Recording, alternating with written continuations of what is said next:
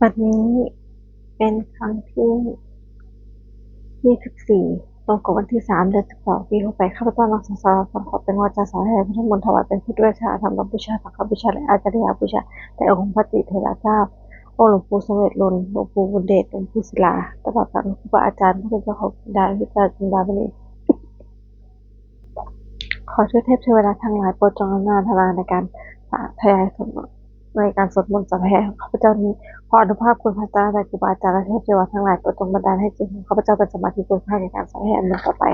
บุตรสุดชุมนุมเทวดาสัมปตาจากเพลิสุอาจารย์ขั้นตุเทวตาสัทธาธรรมมุนิทัสสะสุตันตุสังฆโมกทางสักเคกามิจตุเตติมิคเตตันตติเขวิมานิทิเตละเทจักขมิตรุวะขายนิยหามุหุนิเคเตภวาจยตุเทวาสลาเวสมิยคันธนาคติทันตาสัตติเปยังมุนิจนาสังโฆเมสนันตุธรรมนัสสนาโตเยมหันตาธรรมนัสสนาโกโลเยมหันตาธรรมนัสสนาโกโลเยมหันตาบทสวดนมัสการปิติขณะนะโมตัสสะภะคะวะโตอะระหะโตสัมมาสัมพุทธัสสะนะโมตัสสะภะคะวะโตอะระหะโตสัมมาสัมพุทธัสสะนะโมตัสสะภะคะวะโตอะระหะโตสัมมาสัมพุทธัสสะบทสวดสัจจกริยคาถานาทีเมสยังงานพุทโธเมสานางวรังเอตินาสวเชนะสหิมิโหตุสัพพะนาทีเมสยังงานธัมโมเมสานางวรังเอตินาสวเชนะสหิมิโหตุสัพพะนาทีเมสยังงานสังโฆเมสานางวรังเอตินาสวเชนะสหิมิโหตุสัพพะบทสวดมหากรุณาการิโกติอธิกาคาถามหาการุณิโกนาโถอาทัยยะปปานิปานังปุเรตวาปรมีสัพพะปะโตสัมโพธิมุตมังเอเตนะโสเชนะมโหตุสัพพุปะวามหาการุณิโกนาโถหิตายะสัพพนิปันนังปุเรตวาปรมีสัพพะปะโตสัมโพธิมุตมังเอเตนะโสเชนะมโหตุสัพพุปะวามหาการุณิกานาโถสุขายะสัพพนิปันนังปุเรตวาปรมีสัพพะปะโตสัมโพธิมุตมังเอเตนะโสเชนะมโหตุสัพพุปะวาบทสวดมหาสมัยสุตเอวเมสุตังเอกังสมัยังภควาสเกสุวิหารติกปิวัตุสมิงมหาวันเนมหาตาภิกขุสังฆนาสกิปจัมมติหิภิกขุสุติหิสัพเพวะอรหันติหิทาหิจาโรหตุหิเทวตาเยเมนะสมิตาโหติปตังสสารยาภิกขุสักจะอัตถโคจตุนังสุภายกานังเทวนังเอตถะโหสิเองทโขภควาสเกสุวิหารติกปิวัตุสมิงมหาวันเนมหาตาภิกขุสังฆนาสกิปจัมมติหิภิกขุสุติหิสัพเพวะอรหันติหิทาหิอรหตุหิเทวตาเยเมนะสมิตาโหติปตังสสารยาภิกขุสักจะยานุนามะยปียนะภควาเตนุสกปะยมะอุปสังภควาพระวันโตสันติเกปัญจกสังสังยมติอรโคตาเทวตาเสยปิมะละสวะปุริสสัมมาสิตังวะปะสังสารยะปะสาริตังวะปะสังสมิชิวะเอวะวะเทเสสุวะเทเสสุเทเวสุอรหันต์หิตาภวันโตปุระโตปะหังสุอรโคตาเทวตาภวันตังอภิวาเทวะเอกมันตังสุกัมมันตังสาโคเอกาเทวตาพุตโตสันติเกมังเปนะหะสมัยโยโปสมีเทวกายาสมคตาอังคัตตมะอิมังธรรมสมิยาภกิตายุวะอปัจเจกสังคติอรโคอปราเทวตาพุตโตสันติเกมังสิ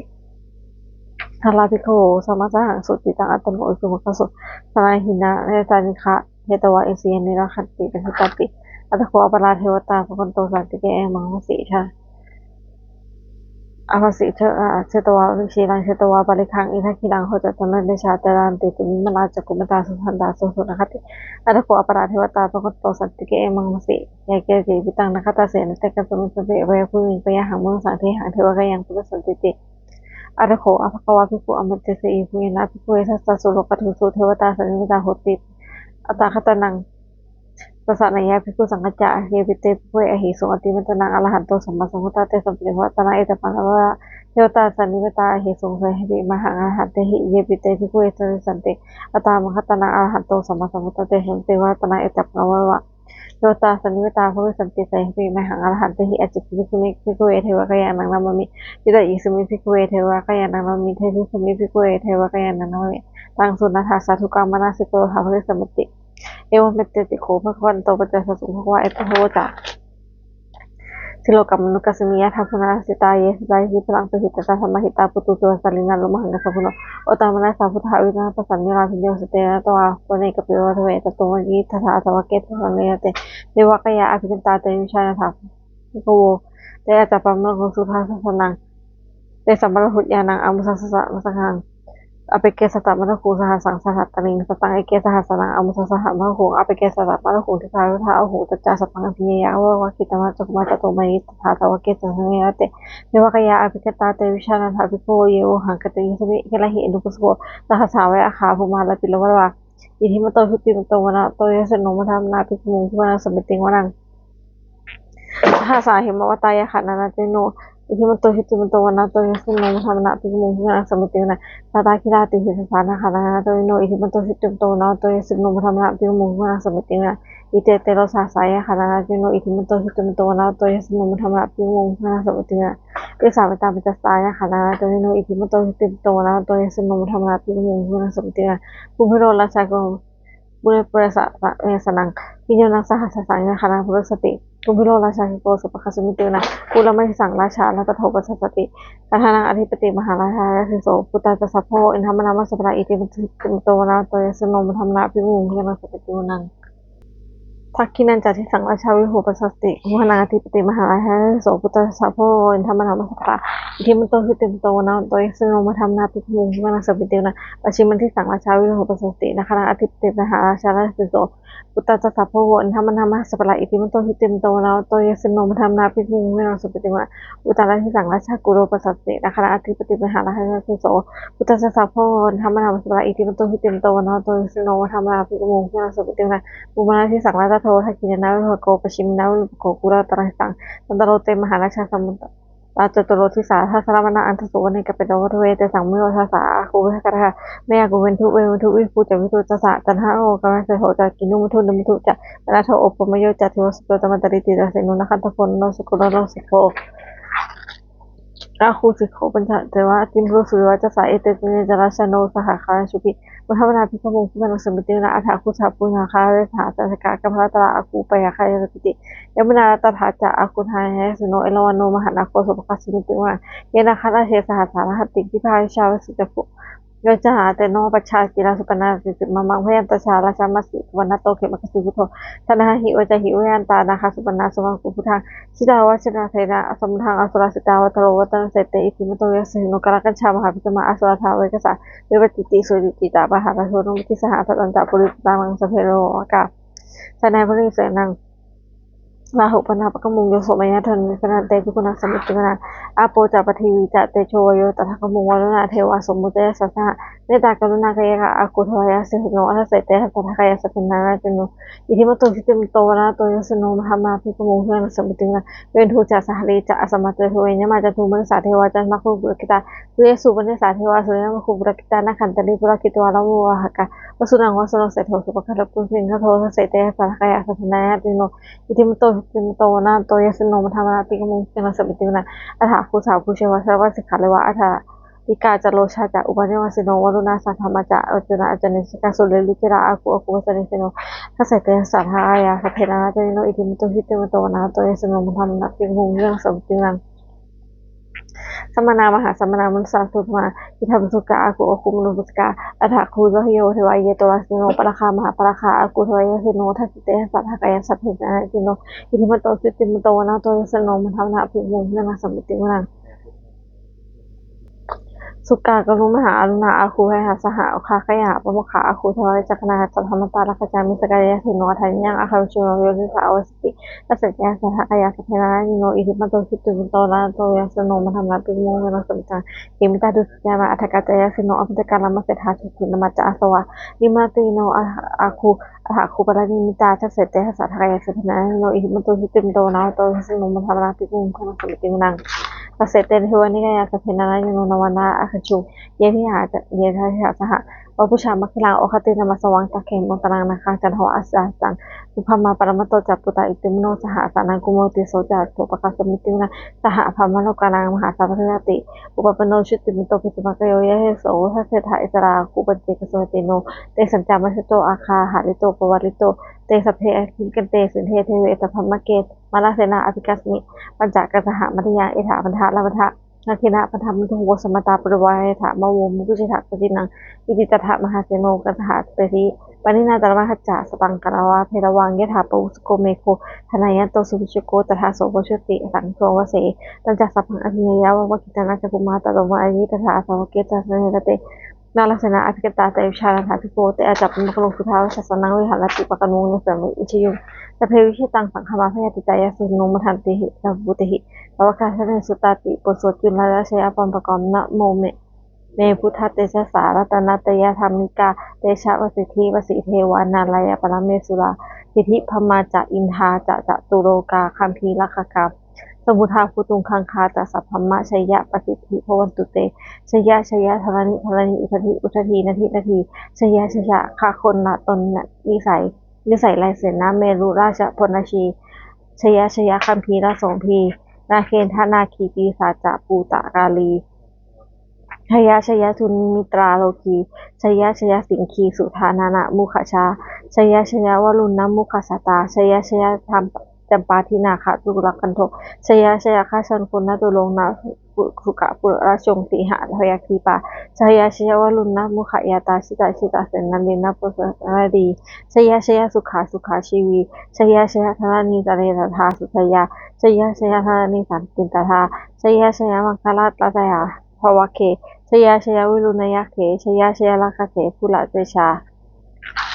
ชยาชยาพามเมนะคณาชยาชยาราชาธิราสัจฉัยชยาชยาปฐวิงสัพพังชยาชยาอรหันตาปัญเจกุสัสวังชยาชยามเหสโลหลินหะอโลหลินเทวาชยาชยาพมาลักสุโขชยาชยานาโควิรุณหโกวิรุณปโคจันทิมาลวิอินโทจะตะเวนะเตโยจักกุเวโลวาลุโนปิจะอัคคิวายโยจะปาจุนโหกุมาโลรัตถะโกอาถารสะมหาเทวาสิทธิตาปาสะอาทายโย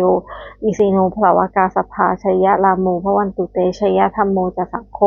จะตถะบาโลจะชัยยะกังเอเตนะชัยยะเตชินะชัยยะโสธีภวันตุเตเอเตนะพุทธาเตชินะโหตุเตชัยมังคลังชัยโยปิพุทธสสะสิริมโตอยังมนัสสะปปิมโตจะราชโยอุโคสยามโพธิมันเทปมุติตาชยตถาธรรมคณามเหสิโนชโยพุทธศาสนิมโตอยังมนัสสะจะปปิมโตปราชโยอุโคสยามโพธิมันเทปมุติตาชยตถาตินทคณามเหสิโนชโยพุทธศาสนิมโตมยังภาษาจะปปิมโตปราชโยอุโคสยามโพธิมันเทปมุติตาชยตถาเทวคณามเหสิโนชโยพุทธศาสนิมโตอยังมนัสสะจะปปิมโตราชโยอุโคสยามโพธิมันเทปมุติตาเทยตถาปันนคณามเหสิโนชโยพุทธศาสนิมโตมายังรักษาจะปาปิมโตปราชโยอุโกสยามพุทธิมันเทปมุทิตาชยตถาตนะนาคะคณะมเหสิโนชโยพุทธศาสนิมโตอายังรักษาจะปาปิมโตปราชโยอุโกสยามพุทธิมันเทปมุทิตาชยตถาพมคณามเหสิโนชยันโตเปหยาเนสุขยานังรัตนธโนเอวังตวังวิหโยโหหิชยามังคะเลอปชิรังเกสีเสพโบคะเลสพิเศเกสุภุณนังอาคัปปโตปมุขติสุนัขันตังสุมังคลังสุหุปตังสุหุอิตังสุนัขโนสุมุหุตโตจะสุอิทางจะพามกิสุปทักขินังกายกัมมังวาจากัมมังปทักขินังปทักขณะ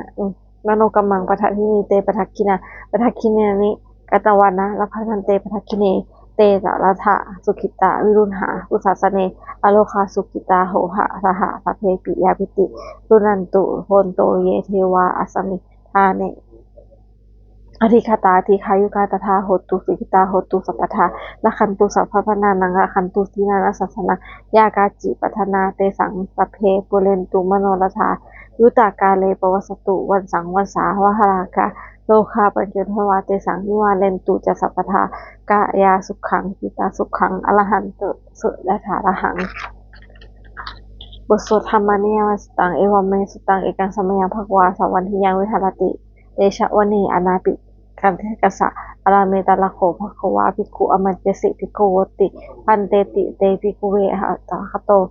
ภคจะโสสุงภควาเอตทโวจะอุปทาวาภิกขุเวอตาคตนาอนุปทาวาอตาคตนาทิตาวาสาธาตุธรรมทิตตาธรรมนิยมตาสัพเพสังขาราอนิจจติตังอตาคโตอภิสัมพุชิติอภิสัมสมิติอภิสัมพุชิตวาอภิสัมเมตวาอชิคติเทเสติปัญญายปติปทัปปติวิวรติวิภัชนิติปุตตานีกโลติสัพเพสังขาราอนิจจติปุปทาวาภิกขเวอัตตาคัตตนาอนุปทาวาอัตตาคัตตนาทิตาวะสาธาตุธรรมทิตตาธรรมยามตาสัพเพสังขาราทุกขาชาติตังอัตตาคโตอภิสัมพุชิตติอภิสัมเมติอภิสัมพุชิตวาอภิสัมเมตวาอชิคติเตติปัญญายปติปทะปติวิวรติวิภัชติอุตานีกโลติสัพเพสังขาราทุกขาชาติอุปทาวาภิกขเวอัตตาคัตตนาอนุปทาวาอัตตาคัตตนาท ทิตาวาสาทัตตุธรรมะติตตาธรรมานิยมตาสัพเพธรรมาอนัตตาติตังอัตตาคโตอภิสัมพุชติอสิสเมติอภิสัมพุจิตวาอภิสัมเมตวาอชิกติเทเทติปัญญายาเปติปะทะเปติวิวรติอุคชติอุตานิกโลติสัพเพธรรมาอนัตตติอิทิโมโวจะภควาอัตตมนาเตปิปุภวันโตภาสิตังอภินันทุติบทสวดอันเทกาลคาถาอตินังคำเมเนะนาปตังเกอนาคตังบุคคลไม่ควรตามคิดถึงสิ่งที่ล่วงไปแล้วด้วยอะไรและไม่พึงพะวงสิ่งที่ยังมาไม่ถึงยะถาตีปันนีนันตังอาคปตังจะอนาคตังสิ่งที่เป็นอดีตไปแล้วสิ่งเป็นอนาคตก็ยังไม่มาบรรจุนปัญญโยธรรมังตัสสะตัสสะวิปัสสติอสังหิลังอสังกุปตังวิริยามลุหุเยผู้ใดเห็นธรรมอันเกิดขึ้นในเฉพาะนั้นที่นั้นอย่างแจ่มแจ้งไม่งอนแค้นคอนแคนเขาควรพ่อพูดอาการเช่นนั้นไว้อาเชวะมาจิกกำลังโทสัญญามรณังสุเวความเพียรเป็นกิจเรื่องทำวันนี้ใครเราจะรู้ความตายในพรุ่งนี้นาฮิโนหลังสันเดนะมหาเสนามัจจุนาเพราะการผัดเพี้ยนต่อมัจจุราชผู้มีเสนามากย่อมไม่มีสำหรับเราเอวังเวหาริมัตติงอัฏฐโหรตะมาตินติตังจังเวราคันเตกัลลนตติปันโตอสิกเตมุนีผู้สงบย่อมกล่าวเรียกผู้มีความเพียรอยู่เช่นนั้นไม่เกียจคร้านทั้งกลางวันและกลางคืนว่าผู้เป็นอยู่แม้ราตรีเดียวก็น่าชมบทสวดธรรมะสังเวคะปัญจภวะสัพเพสังขาราอนิจจาสังขารคือร่างกายจิตใจและรูปธรรมนามธรรมทั้งหมดทั้งสิ้นมันไม่เที่ยงเกิดขึ้นแล้วดับไปมีแล้วหายไปสัพเพสังขาราทุกขาสังขารคือร่างกายจิตใจและรูปธรรมนามธรรมทั้งหมดทั้งสิ้นมันเป็นทุกข์ทนยากเพราะเกิดขึ้นแล้วแก่เจ็บตายไปสัพเพธรรมะอนัตตาสิ่งทั้งหลายทั้งปวงที่เป็นสังขารและไม่ใช่สังขารทั้งหมดทั้งสิ้นไม่ใช่ตัวไม่ใช่ตนไม่ควรถือว่าเราเป็นของเราว่าตัวตนของเราอทุวังชีวินตังชีวิตเป็นของไม่ยั่งยืนทุวังมรณังความตายเป็นของยั่งยืนอวสังมายามฤตพังเราอันเราจะตายพึงเป็นแท้มรณะปริโยศาสนาเมชีวินตังชีวิตของเรามีความตายเป็นที่สุดรอบชีวินตังเมนิยตังชีวิตของเราเป็นของไม่เที่ยงมรณังเมนิยตังความตายของเราเป็นของเที่ยงวัฏคนที่จะสังเวชอายังกายโยจิรังร่างกายนี้เนี่ยตั้งอยู่นานอาเปคาวิญญาณโนคันปัสสจักวิญญาณชุนโทอันเขาสิ้นเสร็จแล้วสาธิเทติจะนอนทับปฐวิงซึ่งแผ่นดินกะลิงคลังอีวะปดุจว่าทั้งไม้และท่อนฟืนนี่นั่นถังหาประโยชน์ไม่ได้อนิจจาวัฏสังขาราสังขารทั้งหลายไม่ใช่หนออุปทาวานิธรรมิโนมีความเกิดขึ้นแล้วมีความเสื่อมไปเป็นธรรมดาอุปชิรวานิมุสันติคันเกิดขึ้นแล้วย่อมดับไปได้สั่งว่าปัสสมโนสุโขความเข้าไปสงบระงับสังขารทั้งหลายเป็นสุดอย่างยิ่งสัพเพสัตตามาลันติจะสัตว์ทั้งหลายกำลังปวงกำลังตายอยู่มะเร็งสัจจะจิตมะเลที่ตายแล้วและกำลังจะตายตถเทวะหังมะเลสมิเราก็จะตายเช่นนั้นเหมือนกันนาทีมีเอถาสังสโยความสงสัยในความตายนี้ย่อมไม่มีแก่เราเลยบทสวดเมตตายังกิจิกุสลังกัมมังสัพเพปิพะเตหิกตังปุญญังโนอนุโมทันตุสุนันตุโปนโตเยเทวะอสมิทันในอธิกตาทิทายุกาทาโหตุสุขิตาโหตุทุกขปมุจตุมาตาปิตาสุขิตาโหตุทุกขปมุจตุสัพเพยาติกาสุขิตาโหตุทุกขปมุจตุสัพเพยาติกาอสุขิตาโหตุทุกขปมุจตุสัพเพปิสาสัพเพยะขาสัพเพเปตาสุขิตาโหตุทุกขปมุจตุสัพเพอาจาริยปชาสุขิตาโหตุทุกขปมุจตุสัพเพนักขันตาสุขิตาโหตุทุกขปมุจตุสัพเพเทวาสุขิตาโหตุทุกขปมุจตุสัพเพสามิตังชมิตันสมิชันตุโวบทสวดบูชาหลวงปู่ทวดนะโมพุทธิสัตโตอคันติมายะอิติปะคะวานะโมพุทธิสัตโตอคันติมายะอิติปะคะวานะโมพุทธิสัตโตอคันติมายะอิติปะคะวาปันติขณะคาถายาเทวตาสันติหาวสินีทุเปคะเลโพธิตะเลตะหิงตะหิงตาธรรมะทาเนนะพุทธุปุชิตาโสทิงกโลนเทหะวิหามันทะเลเทระจมัชฌาจรณกาจตุโพสลามิกาธนปฏิปสกาข้ามาจเทสานิข้ามาจอิสราสันนพุตาสุขิตาเพอันตุเตชลากุชาเยปิอันทัตถภาวาสังเสชตาโพปะการิกานิยานิการธรรมะปเจตุเตสเพทุกขะสะกรุจัสังขยังหาจุติเจรังสรังหโมธรรมะทาจุปุสลาสักโพโหโมภวะโกจะอทายะจะหิตายจะอัมเหละคันตุสะธรรมังสเพริปันมะธรรมจาริโนพุทธิสัมปันโนเมยมะธรรมเมริยปเวทิเตปสันนาโหตุสเพปิปานิโนพุทธาสเนธรรมทาลังภเวสันโตกาลเทวโปสตุพุทธิภวะสตานังสัมเมตุงเมตทนิงมาตาปิตตะราชานิจังละคันตุตกังเอวังธรรมินาราชโนปสังละคันตุสัพพทาเทวตาอุชนคาถาทุกขปตาจนิทุกขาพยาปตาจนิพยาโสกปตาจนิโสภาโหตุสเพปนิโนเอตาโคจะอรหิรัมบัญญังคุณสัมปทาสเพเทวานุมุทันตุสัพพะประสิทธิยาทานังฆทันตุสัทธยาสีลังละคันตุสัพพทาพันธาภิลตาโหตุขสันตุเทวตาคตาสุมงคลคาถาโห ตุสัมมังสุมังคลังราคันตุสัพพะเทวตาสัพพะพุทธานุภาเวนะสติโหตุนิตรังโหตุสัมมังสุมังราคันตุสัพพะเทวตาสัพพะธรรมานุภาเวนะสติโหตุนิตรังโหตุสัพพังสุมังคลังราคันตุสัพพะเทวตาสัพพะสังฆานุภาเวนะสติโหตุนิตรังสเพพุทธาปรปตาปัจเจกตังพลังอรหันตานันตเตชนะอาคันตุสัพโสสเพพุทธาปรปตาปัจเจกตังพลังอรหันตานันตเตชนะอาคันตุสัพโสสเพพุทธาปรปตาปัจเจกตังพลังอรหันตานันตเตชนะอาคันตุสัพโสสเพพุทธาปรปตาปัจเจกตังพลังอรหันตานันตเตชนะอาคันตุสัพโสสเพพุทธาปรปตาปัจเจกตังพลังอรหันตานันตเตชนะอาคันตุสัพโสสเพพุทธาปรปตาปัจเจกตังพลังอรหันตานันตเตชนะอาคันตุสัพโสสเพพุทธาปรปตาปัจเจกตังพลังอรหันตานันตเตชนะอาคันตุสัพโสสเพพุทธาปรปตาปัจเจกตังพลังอรหันตานันตเตชนะอาคันตุสัพโสสเพพุทธาปรปตาปัจเจกตังพลังอรหันตานันตเตชนะอาคันตุสัพโสด้วยอำนาจแห่งบุญกุศลที่ข้าพเจ้าได้สวดสาธยายพุทธมนต์นี้ข้าพเจ้าขอน้อมเกล้าอุทิศถวายแด่พระราชกุศลแด่สมเด็จพระนางเจ้าสิริกิติ์พระบรมราชินีนาถพระบรมราชชนนีพันปีหลวงผู้เสด็จสู่สวรรคาลัยขออานิสงส์แห่งบุญกุศลนี้จงเป็นสัพพสิริเป็นมงคลแก่ข้าพเจ้าให้แคล้วคลาดปลอดจากทุกโศกโรคภัยอันตรายทั้งปวงให้มีแหล่งรายได้อันสุจริตมั่นคงเป็นสัมมาอาชีพอันชอบธรรมคำว่าไม่มีอดอยากยากจนขออย่าได้มีแก่ข้าพเจ้าขอให้ข้าพเจ้ามีสัมมาทิฏฐิตั้งมั่นในพระธรรมคำสั่งสอนขององค์สมเด็จพระสัมมาสัมพุทธเจ้าดำรงอยู่ในความดีงามตลอดกาลนานอีกทั้งขอเทวดาทั้งหลายผู้ได้อนุโมทนาในการสาธุในการบุญกุศลนี้โปรดประสิทธิ์ประสานพรน้อมส่งอนุภาพแห่งมงคลไปสู่วัตถุมงคลปิตายอดเศรษฐีทั้งฝ่ายไทยและฝ่ายลาวรวมถึงมงคลวัตถุมงคลทั้งปวงที่ตามเสียงอมุลได้จะสร้างขึ้นให้เปลี่ยนด้วยอนุภาพเทวานุภาพและฤทธานุภาพอันศักดิ์สิทธิ์อำนวยผลให้เป็นสิริมงคลแก่ผู้ครอบครองและผู้บูชาทุกประการเถิด